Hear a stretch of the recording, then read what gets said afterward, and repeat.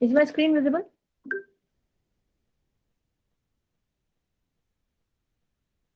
Hello. Good evening, Yes, ma'am. everyone. Yes, ma'am. Visible. Okay, great. So, welcome to the lecture on experimental research. Today, we will discuss about the theory and different types of experimental research and the issues with experimental research. So, before I start, what is your preliminary understanding of experimental research? Why do we need experimental research? Anybody?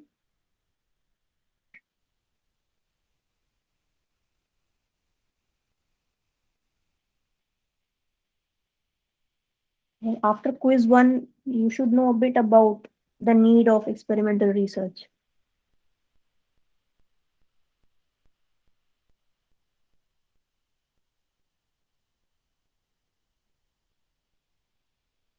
Ma'am, Excuse Yeah.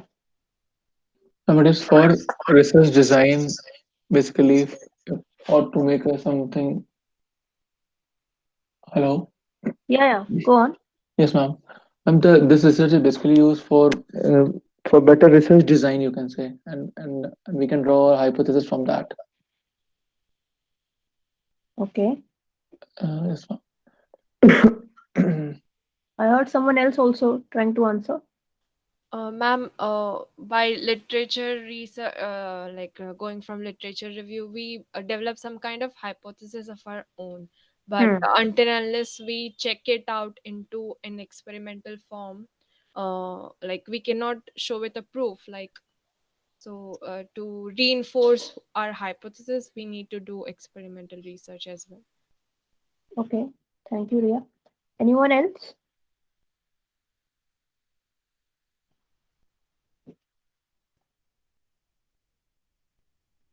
So experimental research, as the name suggests, involves experiments. In the previous lecture, we had studied observational research. In observation research, we just observe a phenomena that is happening. We don't try to manipulate the settings. Whereas in experimental research, we are actually participating in the settings and trying to manipulate some parameter or some variable. In a sense, we are conducting an experiment to establish causation, to establish cause and effect. So it is a type of research design, but when we test a normal hypothesis in an observational study, what we can at max establish is that there is an association between two variables. But if that association goes beyond that and we can actually identify one as cause and other as effect, that is under control of experimental research. So we cannot establish causation using observational research, and that is why we use experimental research. Is it clear now? Yes, ma'am. Shashwat, now you understand the difference? Hello. Yeah, Hello. yeah. Last point, I'm not audible. What you have said? Please. I said, did you understand what was your answer and what was my explanation? Yes, Did yes, you yes, get yes, the yes, difference? yes, yes, yes, sir. Anybody else who is still not clear about the difference between experimental research and observational research? Okay. So, as I've told, it is used to establish cause and effect relationship convincingly, and it is often called as the gold standard in research designs. And since we are working towards establishing a truth, it obviously involves a lot of meticulousness, and it is considered as most rigorous form of all research design. It means it's not easy. And as you will read a lot of papers in research during a literature review and all, you will yourself notice that you hardly come across as many experimental research as you come across like qualitative research or quantitative observational research or descriptive research. There are very, very few experimental research because it involves a lot of time, resources, and there are lots of problems associated with experimental research also, which we will notice. But it is considered to be the most useful study kind of research designed to establish the cause and effect relationship. So essentially, what happens is that when we talk about causation, we mean that there are certain variable, independent variable, which is called as, which is influencing another variable, which is dependent variable.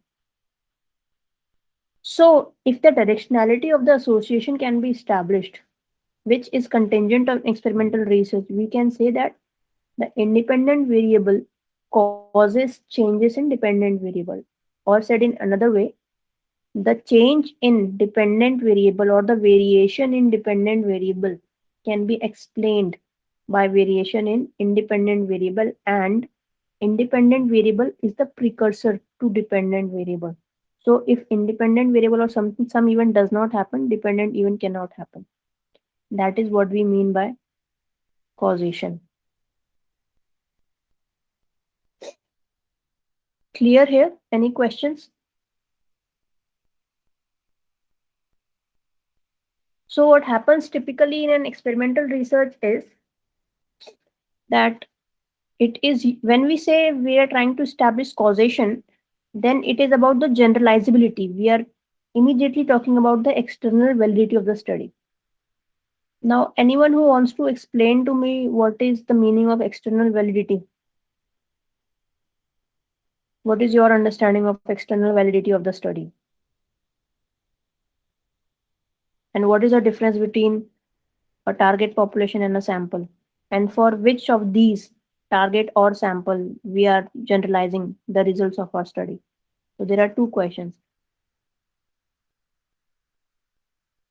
Ma'am, I would like to answer the second question. What Hmm. is the difference between target population and sample? Hmm. And population, you can say that the entire universe, or under samples, we have to extract from that particular population data. Yeah. And Yes, how does external validity or generalizability? So we generalize for what? Sample or target population?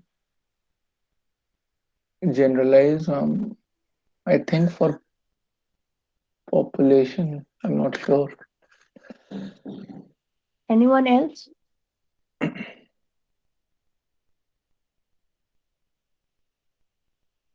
Otherwise, I will pick up names. It's important for me to understand that you people are actually understanding, not just passively receiving what I'm saying.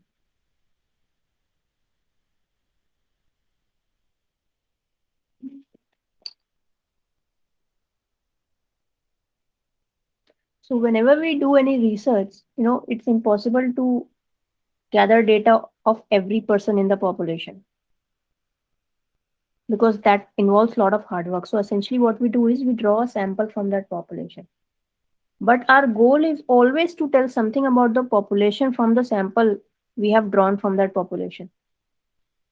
If our sample is not representative of the population which we want to study, so for example, if I want to study the nature of diabetes in United States of America, and United States of America consists of people belonging to different ethnicities, Caucasians, African Americans, Hispanics, multiracial, and other races. But if I draw sample of only white people, then the results of the sample I will not be able to generalize it to the entire United States of America. And that is why external validity comes into picture, and experimental research design is considered to be quite robust when it comes to external validity. What happens in laboratory experiments is, when we are in a laboratory trying to experiment, we try to restrict or restrain the parameters in a laboratory. But real life is very different from experiments in lab. And that is why field experiments, which are generally part of experimental research, are high in both internal and external validity. Is the difference between internal and external validity clear? What is the difference between the two kind of validity?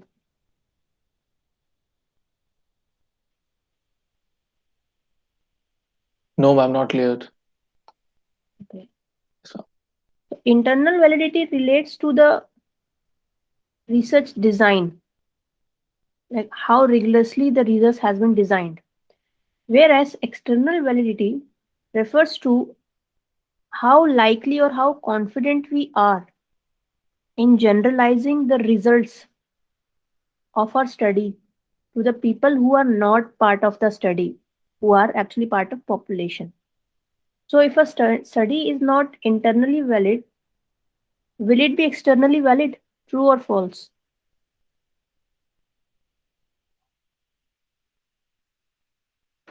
No, ma'am. False. Uh, Elaborate.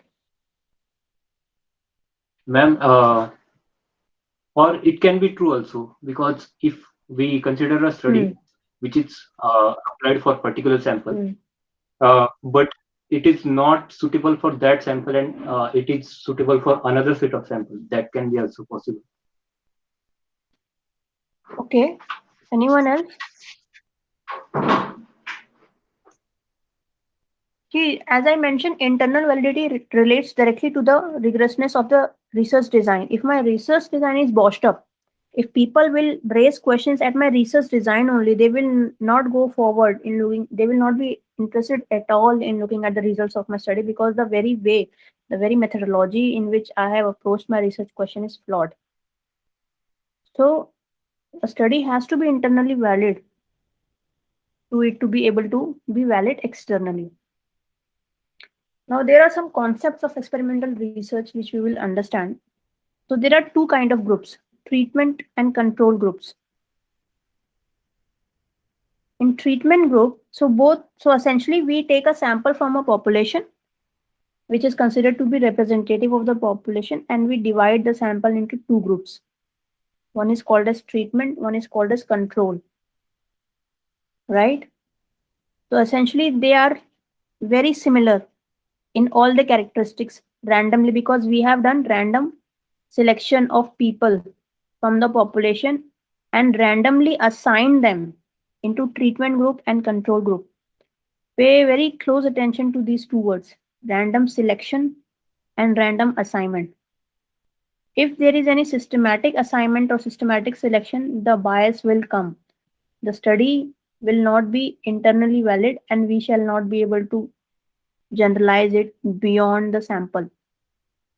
So we consider, for example, in this diagram, if I am interested in knowing something about the patients and I'm trying to test a drug, I collect a sample of patients randomly from the population.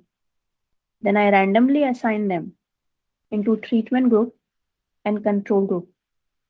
So more or less, the characteristics of these two people in the groups is same. That means they are almost similar.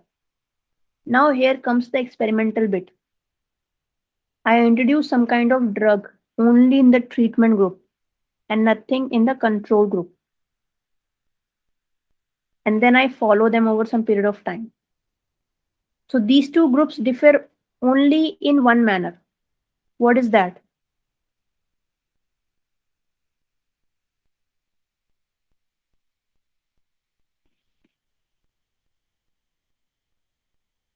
Ma'am, treatment group is receiving the medication while control group is not.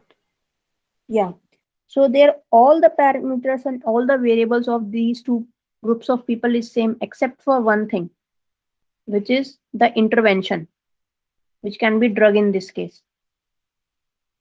And after some time, if I compare these two groups of people and see some difference between these two groups, then I can confidently say that whatever difference I have observed is attributed to my intervention, because that was the only thing which was different in these two groups. And that is how the efficacy of drugs is tested. Whenever a new drug is introduced and approved by FDA, this is how it is done. Basic understanding of experimental research is clear to you?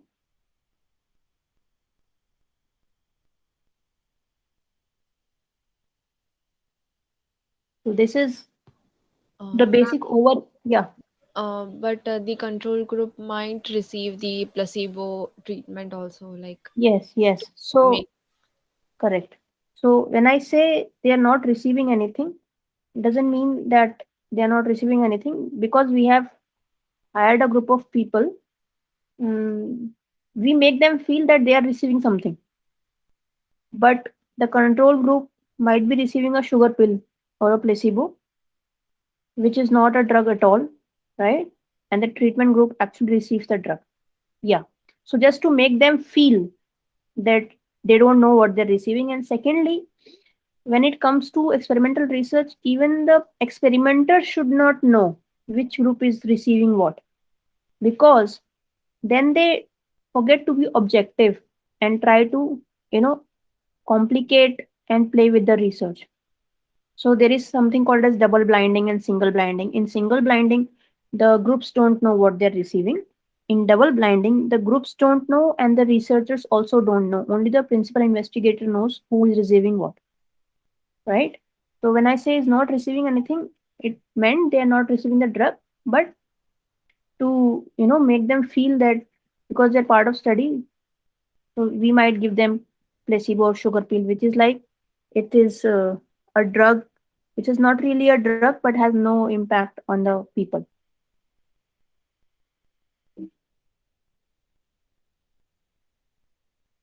So to give an example, if we are to test the effect of new drug intended to treat dementia patients, and in this kind of study design, so we have made three groups. First group receives high dosage, second group receives low dosage, and third group receives placebo or sugar pill. So in this particular example, we have two experimental groups.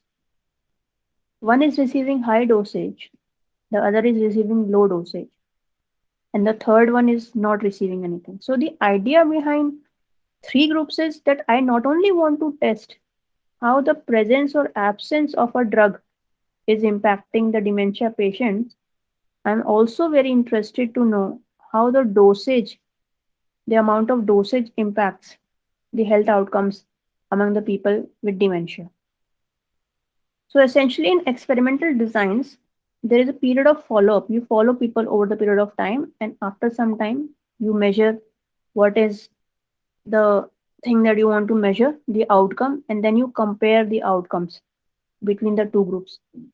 So in this case, we will compare how many groups, how many comparisons will be there.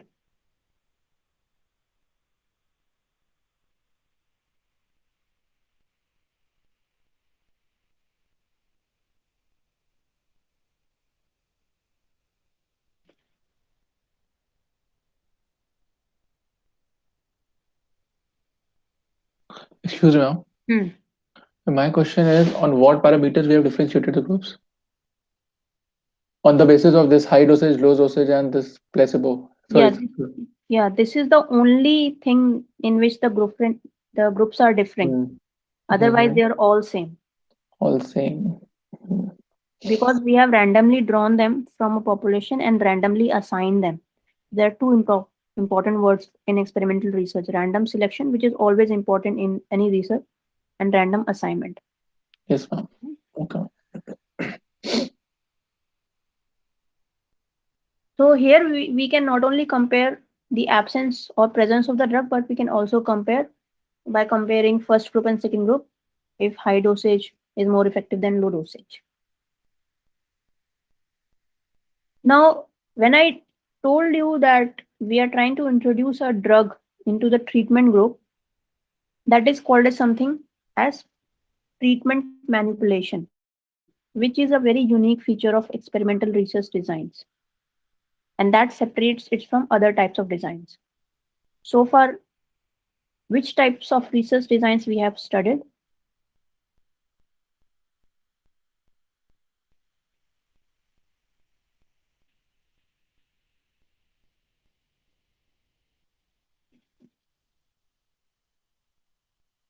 Can you remember the names of research designs we have already discussed in our previous lectures?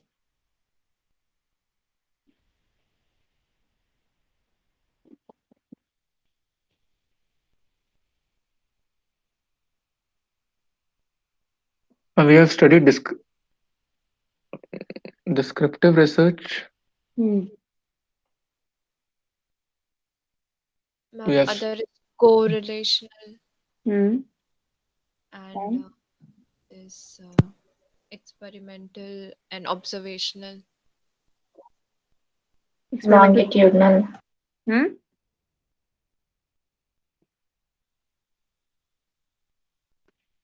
So we have studied descriptive research, observational, ESMs, survey research, and correlational research. You see, as we make progress in these advanced lectures, it is always useful to develop a whole perspective of what you are learning in the current lecture with respect to the previous lecture because all the dots connect. Okay, so that is why I've introduced quiz so that you don't forget everything. Anyway, so the validity of the experiment depends on how well the treatment was manipulated, and to be able to test whether my treatment is really effective or not, I consider two types of measures: pre-test measures and post-test measures. So what I do is after randomly assigning people into treatment and control group. So for example, I am trying to measure blood pressure. Okay, high blood pressure, and I want to see. So I have selected all the people who have high blood pressure and I have divided them into two groups, treatment and control. And I have developed some drug which I am claiming will reduce their high blood pressure. What I'll do is, before I give them the treatment, I will measure the high blood pressure or the blood pressure of people in both the groups. That will be a pre-test measure. After providing the intervention and following them over a period of time, I will again measure the blood pressure. That will be a post-test measure. And then I'll draw the comparison between pre-test measures and post-test measures and how the difference between the two in the treatment group and control group differs. So that was about treatment manipulation, which is a very core part of experimental research design. Another thing is random selection and random assignment. Random selection, as we know, is a process of randomly drawing a sample from a population or sample frame. Now, what will happen if I do not observe random selection of my sample from the population? If I don't select randomly people from my population, what is it that I'm doing? Why it is has to be random?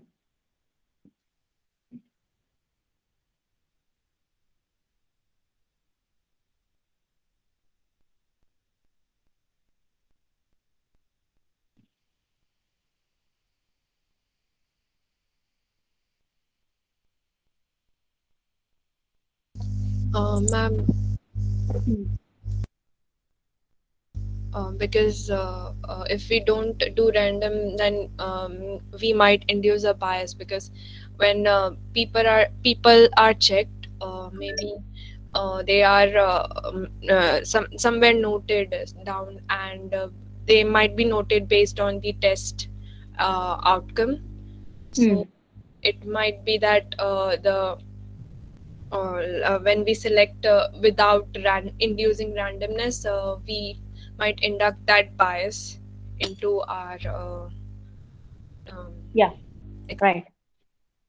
Thank you. Because if we don't select randomly, there is a danger of over selecting one particular group in the population and under selecting other group. And ultimately, if I do some experiments, I might be telling more about the overrepresented group rather than the entire population. And that is why random selection is important. Now, coming to random assignment, that means I'm randomly assigning people to treatment and control group. Now, why do you think is randomly assigning people into treatment and control group is important? Sahil, are you there? Hmm. Shraddha, are you there?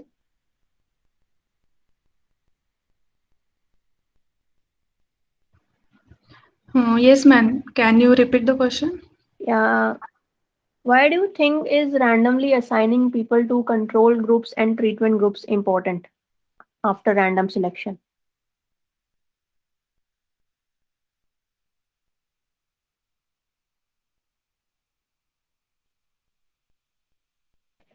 Okay. So the thing is that if I we don't randomly assign people into treatment group and control group, what happens is, a specific group might be more responsive to the drug and the other might not be. And if I do that kind of error, then I cannot understand without any bias whether my treatment is really effective or not. What if the vaccine or the blood pressure medicine that I have developed only works for females? And I deliberately divided the control group and treatment group into, so treatment I keep only females and control I only keep males. And ultimately the treatment does nothing to males, but it improves females' blood pressure. Then I cannot conclude that my medicine is effective because the treatment and control group was not randomly assigned, it was systematically assigned. So be very wary of the word systematic. Any kind of introduction of systematic play with the research design invites selection bias, and bias is not good for generalizability of the study. So the moment I systematically assign treatment and control group, that means my research design has stopped being rigorous and there is an internal threat to the study because its internal validity has been compromised because I have systematically divided the groups into treatment and control. Is it clear now? Yes, ma'am. Any questions?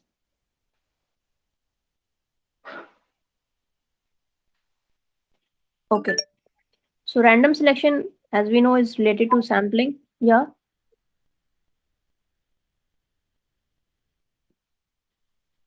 And random assignment is related to the design and is more closely related to. Anyone trying to say something?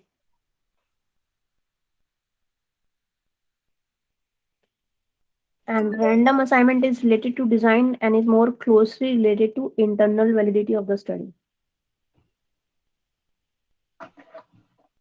Now, as I mentioned, that for a study to be widely applicable to people even beyond sample, which is always the goal of any research that is based on sample. In your quiz also, most of the students click sample. But the thing that from the study, we try to understand the sample. And the vision to understand the sample is directly linked to vision to understand the population.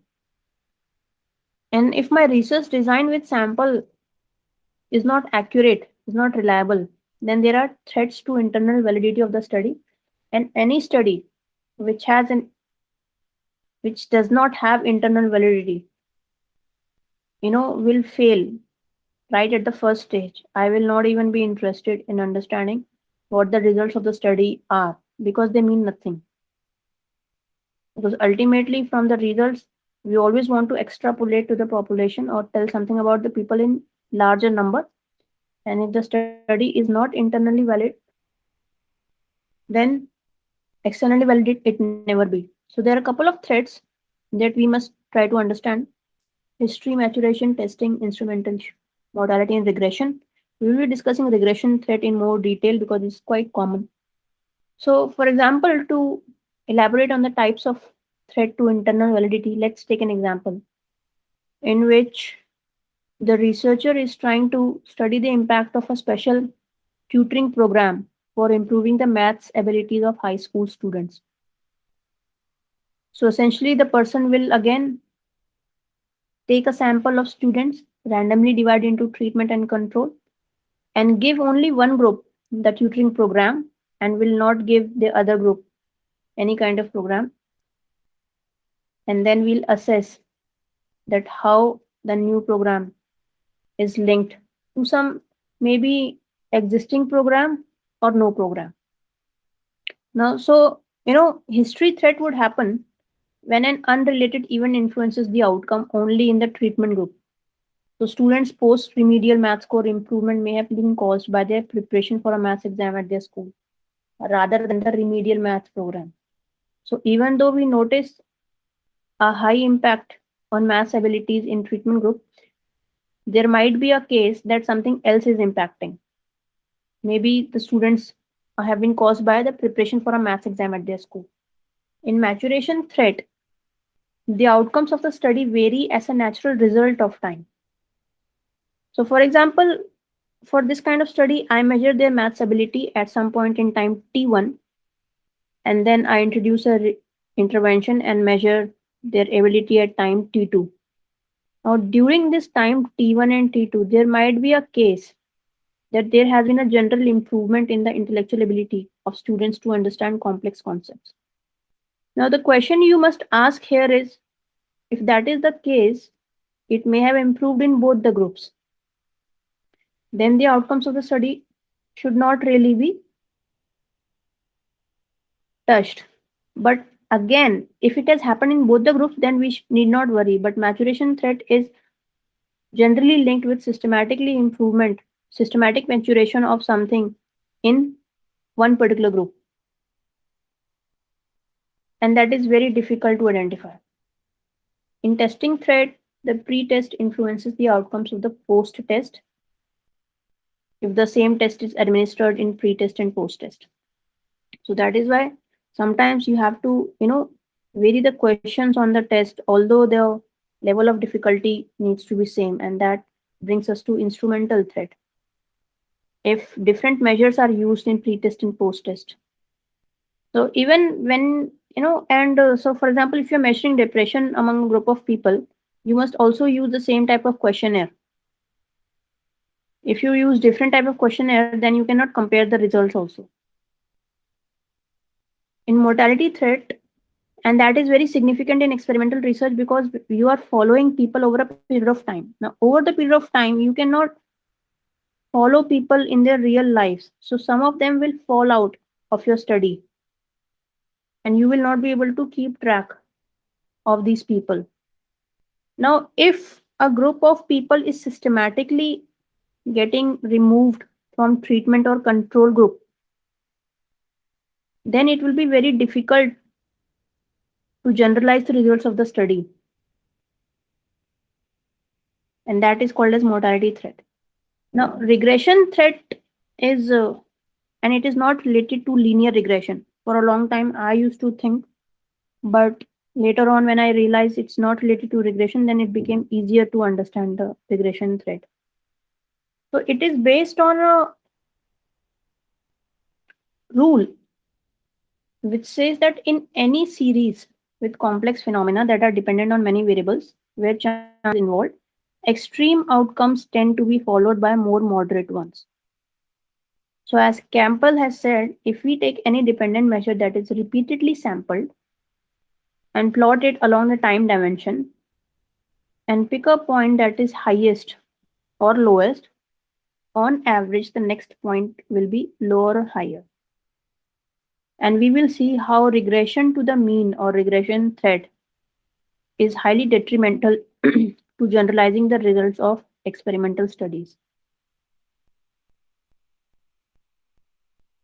So using this diagram. So for example, this is the distribution of some variable in my population. This is the population mean, and this is my sample. So for example, and the sample's mean value is this. So it's a pre-test mean. Pay attention to the fact that it is quite far from the population mean. It is at the lower end of the spectrum. Now, after delivering the intervention in the post-test when I measure, this value comes here. That means it was lower, now it has become higher. Right? Clear till here? Yes, ma'am.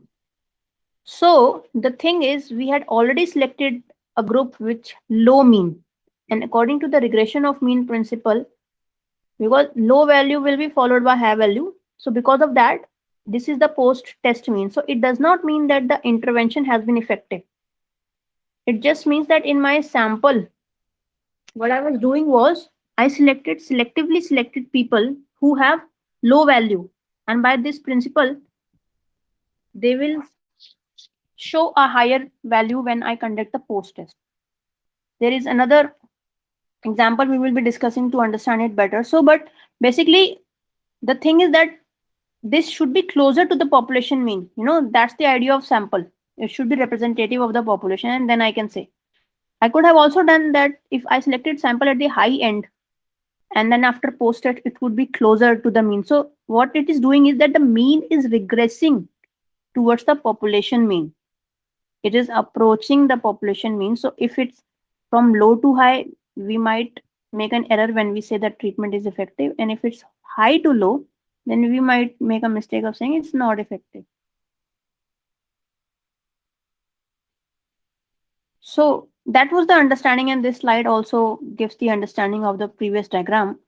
But the important thing to remember is that the more extreme the sample group, or in other words, the more it is not representative of the population, the greater the regression to the mean. And hence, the internal validity of the study is compromised and the results will almost always be questionable. Now, most researchers in this domain are not aware of this internal threat and they make it error all the time of generalizing the results of their study without understanding whether it is happening or not. There are other statistical techniques beyond the course of this lecture which may be used to test the regression to the mean, but in the context of experimental designs, this regression to the mean is tackled by the way it has been designed. Now, I would request all of you to read these two cases and explain to me what is your understanding of regression to the mean after reading this slide. We will spend 5 minutes in reading this. So please read it and then try to make me understand what is your understanding of regression to the mean using these examples.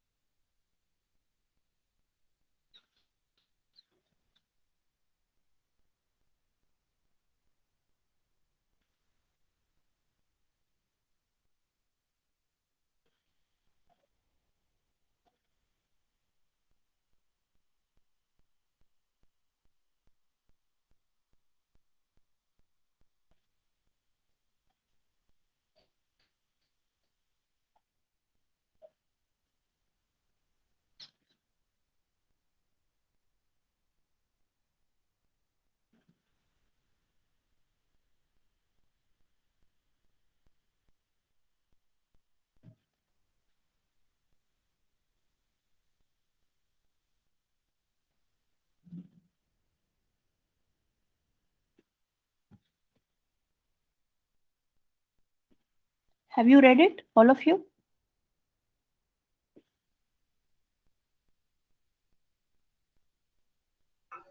Yes, ma'am. So anyone wants to explain what is happening in the first scenario? Ma'am, I can. So in the first example, that is clear when she showed children 20-minute cartoon, right? But for like generalization from the population that she selected was the weakest and poorest performing children for first generalization block, and then a mean score was calculated. And again, a study was conducted on those 10 poorest performing children, and the second generalization block mean score was collected. And then the statement is concluded, right? Yeah. And in second non-example one, same 20-minute cartoon video showed, but for the generalization from the population was selected on random basis. Chits were made and 10 chits were picked up from one class. So the population could be 10 picked children would be of any kind. Like you may be poorest performing or good performing, and then the study was conducted and so the statement was concluded. Like the scores and generalization was concluded. Yeah. Thank you, Neha. I try to understand what you're speaking because your voice was not very clear. Thank you. Anyone else wants to explain? So, what is the error in the first one? Is it clear to everyone? Excuse me, ma'am, can I try? Yeah, sure. So the first example is considering only particular type of audience. So it may work for that kind of audience, but it may not work for other audience. Everyone. That is, yes. But in second scenario, we are considering random choices. So we consider all kind of population in that. So that's why it will be more generalized, and it will tend to give better results than the first one. So the better would be a very highly qualified word. What we'll say is accurate, reliable result. Yes, more reliable, yes, sir. Yeah. So in first case, what is happening is that the researcher is systematically selecting a group of people who have low mean score. And by the principle of regression to the mean, it will tend to go towards the population mean. So that means the sample that she collected or he collected was not representative of the sample or population of children she was studying. Whereas in the second case, she has decided to give equal probability to each case to become a part of the assessment that she will be carrying out in comparing the post measurement and pre measurement. And then we'll compare whether the treat or the program has been really effective. So in this case, she has randomly selected, and this is not systematic selection, and that is why, as you can see, the difference. So the more extreme the population or the more extreme the sample is, there will be higher regression of mean. So that is why sample should always be representative of the population. In case it is not, it stands in the danger of regressing to the mean. And when we talk about regressing to the mean, things like how you can identify regression to the mean is when any sample talks about selecting the highest scores, lowest scores, most successful scores. So whenever this superlative degree comes into picture when it comes to sample, you can always be doubtful of the results of that kind of study. There are other good sources also to expand your understanding on regression to the mean that I've mentioned. Please go through them if you feel like. Now, so after having understood the threats to internal validity of the experimental research, we now come to two broad categories in which experimental research studies can be divided: true experimental designs and quasi experimental designs. These two categories are further divided, but mostly there are very specific examples which are used in these kind of designs, which are very commonly used, and we will be discussing only those kind of designs because they are more prominent, others are hardly used. First, we'll discuss about the true experimental designs. So there are there are basically two types of true experimental designs, and they always involve one treatment group and one control group. And the two kinds of such kind of experiments are pre-test and post-test control group design and post-test only control group design. So what happens in the first one is that you are taking measurements at both the times, before the administration of the intervention and after. Whereas in other one, you are not measuring at the first time, you are only measuring the second time after the intervention is complete. So first we discuss the pre-test, post-test control group design. Subjects again are randomly assigned to treatment and control group. When you read research papers, especially related to people or sample, always be very careful in reading the methodology. If they should You should always check for how internally valid a study is based on its methods section in its research paper. Because if they have sampled people randomly, you should be able to see that if the selection has not been random, it has been quasi, have they justified the choice of the sample? In research, at every step, you are supposed to answer the question why. If at any step you cannot justify the decision you have taken in your research study, the void of the research will be gone there only, and there I will pick up that why you have not done this, and that will cast a very huge question on the quality of the research. So that is why not only be careful about these things while doing your research, but also when assessing the existing published work that has been done in the area. As much as important the results of the research paper or studies that have been done are important, it is equally important to assess the robustness of the research design conducted by the researchers. Does it fit in your mind as internally valid or not? You have all the right to raise questions about that and write to the author, gain some more perspective, right? So, in this kind of control group design, as shown in the diagram, you measure, so R means randomly assigned groups in treatment and control. Observation 1, observation 2 for treatment group. So this is pre-test, this is post-test. And then the effect of the experimental treatment generally is measured. So how is the difference between the treatment group compares with the difference between the control group? Sometimes ratios are also used, and that entirely depends on how the research protocol has been written. Now here comes the very important thing, research protocol. All of you are writing research protocols for the assessment of this module.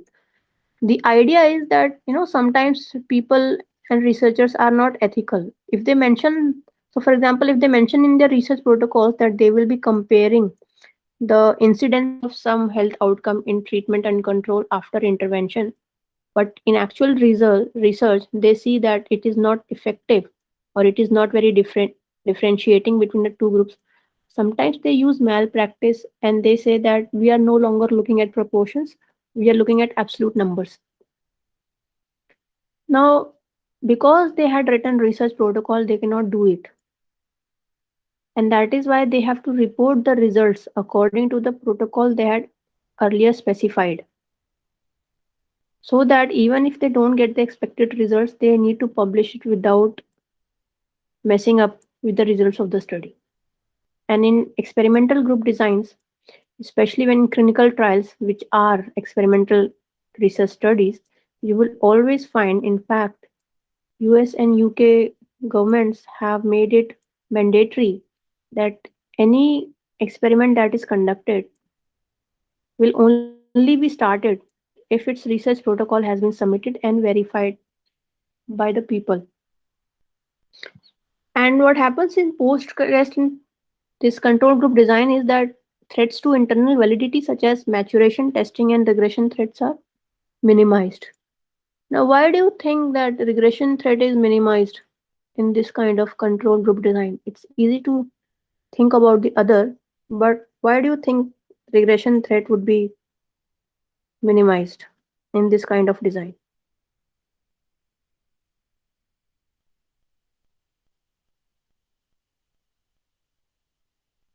Or will not be influencing the results of the study?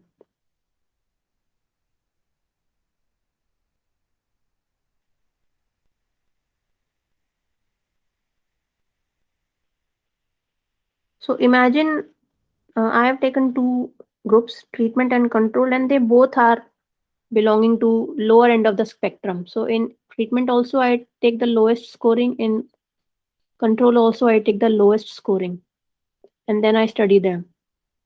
And then I'm telling you regression threat is minimized in this. Why do you think so?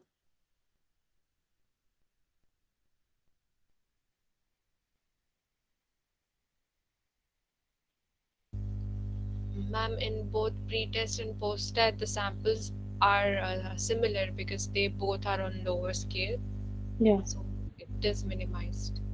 Yeah. The thing is that the fact that it is happening in both the cases means it is not happening systematically in one group. So maybe regression to the mean is happening in control group and it is happening also in the treatment groups. Now my experiment will tell that how much of the difference is explained over and above the regression to the mean threat, which is already happening in control and treatment groups. Because the fact that in both the cases I have taken lowest scores, so it is quite obvious that it is happening in both, and that is why the effects of it are minimized. An experimental design, which is pre-test, post-test, control group design, takes care of this threat, and hence the results are more reliable. Clear to everyone? Yes, ma'am.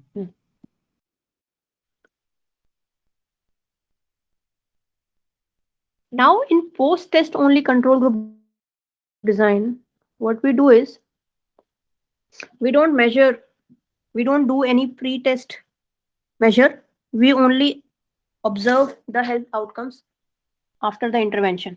So, the only thing that is different is that there is no measurement, rest everything is the same. And ultimately, to understand the effect of experimental treatment, I am comparing the post test health outcomes. And generally, this is also quite commonly used. It is much simpler than the pre-test, post-test control design in terms of internal validity. And again, these types of threats are quite liable to exist. So the design controls for maturation, testing, regression, selection, and interaction, though the mortality rates may continue to exist. So how do you think regression to the mean is controlled in this kind of experimental design?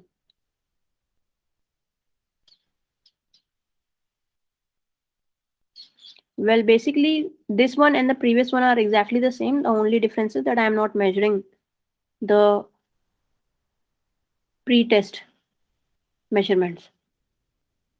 So the information that I might not be gathering is that how is the treatment in time T2 different from treatment in time T1 or existing status in time T1 for experimental group or for the control group. So that kind of information I might not know.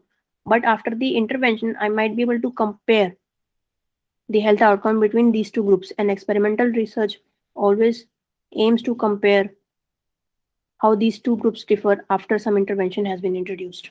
And this is the most common group design which you will find in experiments. So I strongly encourage you after the lecture to go through some experimental research design papers. I will also try to find out and share it on Classroom for better understanding. So this was about true experimental designs. In quasi-experimental designs, what we do is it is identical to true experimental design, but it lacks one key ingredient, random assignment. So when we are assigning people into treatment or control group in a true experimental group, in quasi-experimental, we are not doing random assignment. It could be due to the constraints of the environment or context in which the study is getting carried out. However, the goal is always to make the groups as familiar as possible, even in quasi experimental designs. But because there is lack of random assignment, there is a threat to the internal validity of the study. So, for example, if one entire class section or one organization is used as a treatment group while other section is used as the control group, then I have systematically selected the treatment and control, and I know nothing about how familiar or how homogeneous each of these groups are to each other. Remember, treatment and control group should be almost similar to each other.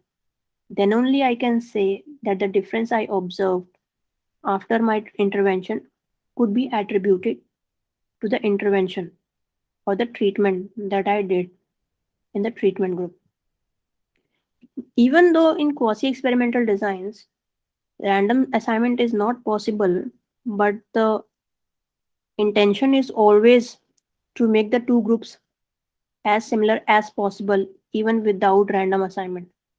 So, what might happen is that if I select two classes, say third class, and then I will try to identify that maybe the age category or the socioeconomic position of the parents of those children, the locality of the school is almost similar, so that I can be somewhat confident that even though random assignment has not been done, but the groups almost are similar to each other. So there is a possibility of confounding variables. Anyone knows what are confounding variables?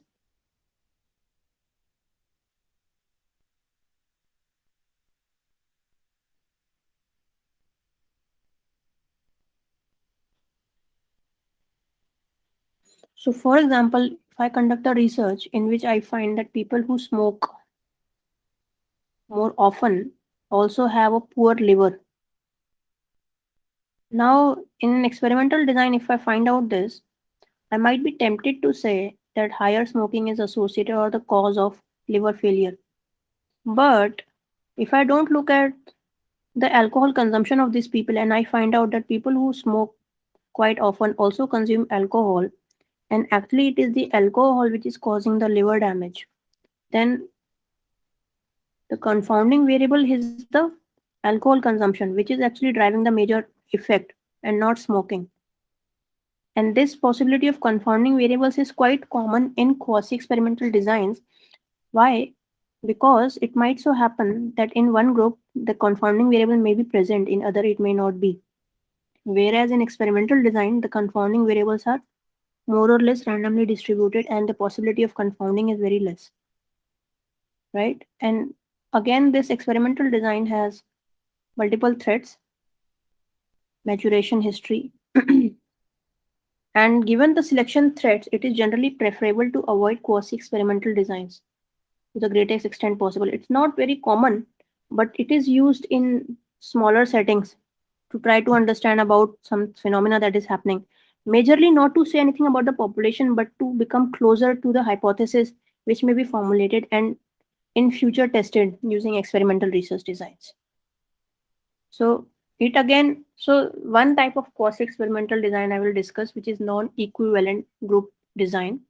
The word non-equivalent is quite explanatory. That means the treatment and control group are not very homogeneous with each other and differ. So in this kind of design, if I take one example in which a treatment group consists of one class of third grade students and control group consists of another class of third grade students. Now, in this case, students are not randomly assigned to classes by the researcher, which means there could be important differences, systematic differences. The moment we see systematic differences between two groups and we are aiming to compare them, we can always be sure that the results of that comparison will be less accurate and less reliable because the difference may be attributed to the significant difference between the two groups rather than the intervention. Okay, and that is why this group design suffers from external validity. It will be very difficult to generalize from this kind of research design because there has not been random assignment. There could be other factors which could be related to the positive outcome, maybe different teaching styles. So maybe the two classes differ in teaching styles or differing classroom environments, and they might affect achievement scores, and we cannot know. So in this case, teaching style or different classroom environments may come across as confounding variables. Whereas if this design was true experimental design, then classroom environment, students belonging to different classroom environments would have been randomly and more or less equally distributed in both the treatment and control groups. So the possibility of confounding would have been much less. And that is why in this, true causation cannot be established. We cannot say that a particular variable, independent variable, impacts the dependent variable. However, it may be useful to build a hypothesis later. So when we have less resources and we do not want to immediately conduct a study, so then we conduct a quasi-experimental study, a pilot study, and try to understand what is happening. Based on the feedback of the study and results of the study and knowing about the limitations of the study, it might be more useful to work towards the future experimental design of the study. So this was about the non-equivalent group designs.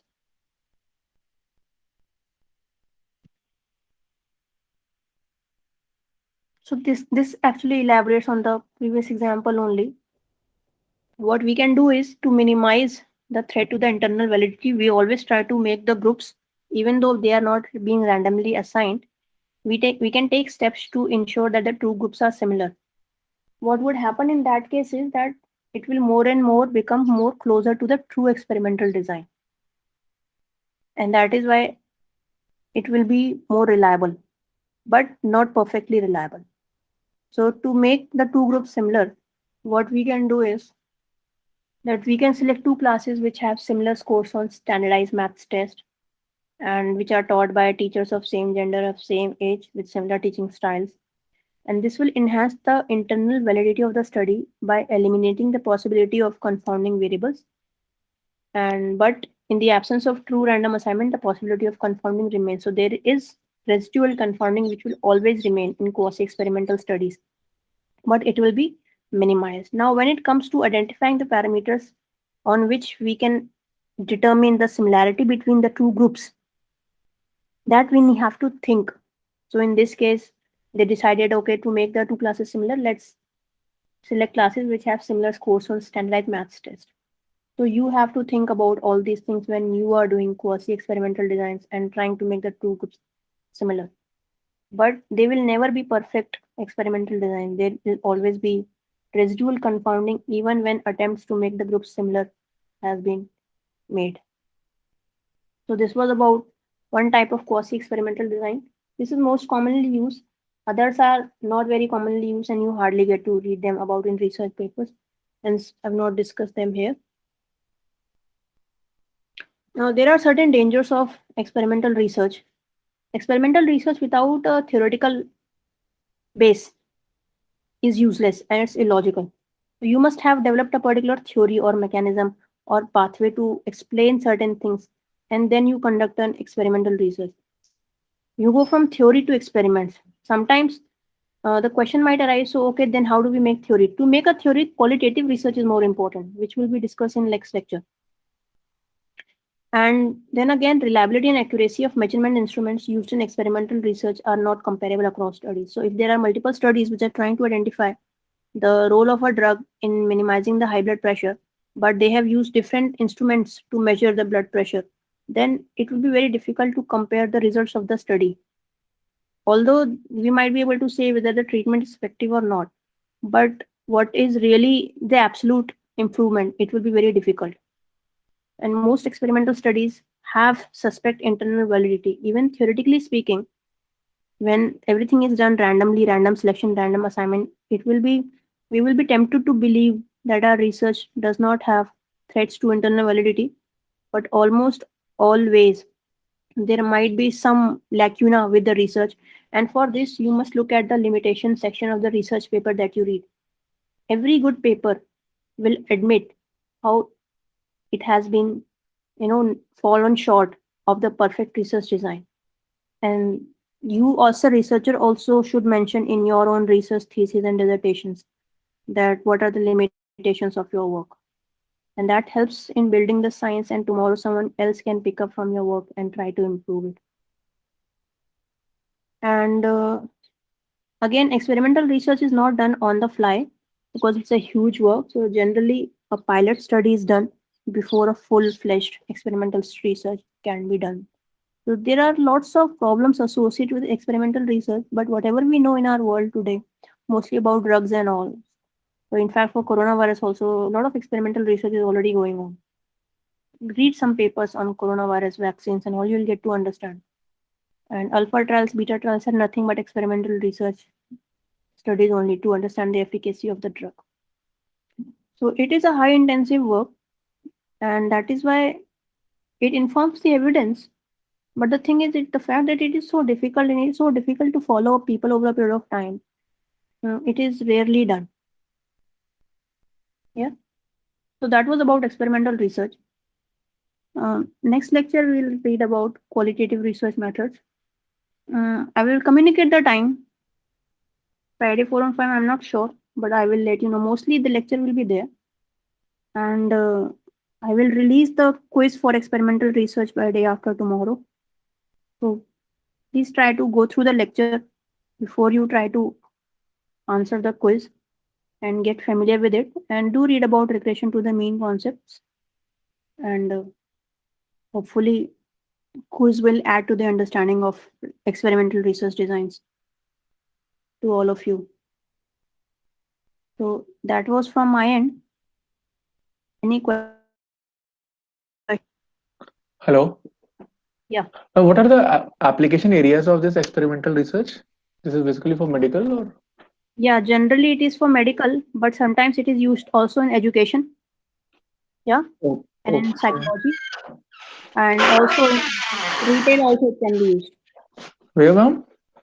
In retail and marketing also it can be used. Okay. So Okay. it depends on the problem statement that you are trying to make. If you are actually selecting a group of people and not just